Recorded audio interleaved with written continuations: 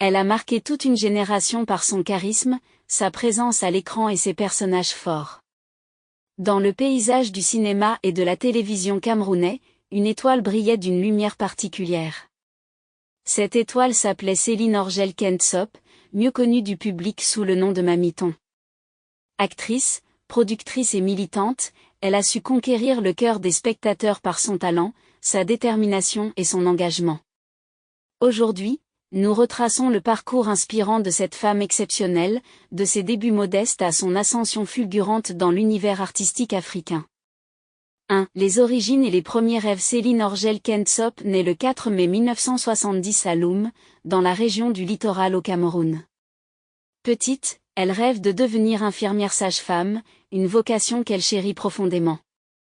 Mais la vie la mènera sur un tout autre chemin. À l'âge de 32 ans, elle décide de se rendre à Douala, la capitale économique du pays, à la recherche d'opportunités d'emploi et d'un avenir meilleur. 2. La rencontre décisive avec le 7 art à Douala, sa vie prend un tournant inattendu. Elle fait la rencontre de Flaubert Tankou, qui lui ouvre les portes de l'univers de la comédie. C'est ensuite grâce au réalisateur et producteur Ebenezer Pombia qu'elle intègre véritablement le monde du cinéma camerounais. Très vite, son talent naturel pour jouer des rôles complexes et authentiques se fait remarquer. Elle incarne des personnages puissants, souvent empreints de nuances sociales et culturelles, qui captivent le public. Sa performance dans la série Foyer polygamique en 2005 la propulse sous les feux de la rampe et fait d'elle une figure incontournable. 3. Une carrière riche et variée au fil des années, Mamiton enchaîne les productions, prouvant son incroyable polyvalence, télévision et séries. Foyer polygamique. Ennemi intime. Reine blanche. Femme autoritaire. Habiba. La nouvelle épouse film. Conséquences tribales de Blaise Ntedju web-série. La fille de Mamiton. Les minutes de Mamiton, qu'elle produit également.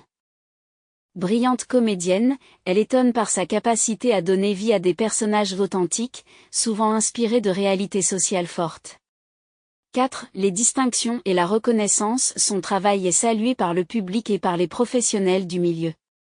Elle remporte plusieurs distinctions prestigieuses, 2011, meilleure comédienne au Canal 2 hors 2013, meilleure comédienne au Canal 2 hors 2017, prix honorifique surprise au Festival Coman de Bafoussam et en 2024, quelques mois avant son décès. Elle reçoit la distinction de chevalier de l'Ordre du Mérite camerounais pour l'ensemble de sa carrière, signifiant ainsi la reconnaissance officielle de sa contribution à la culture nationale. 5. Engagement social et vie personnelle. Au-delà de sa carrière artistique, Céline Orgel Kensop s'investit aussi dans des causes sociales.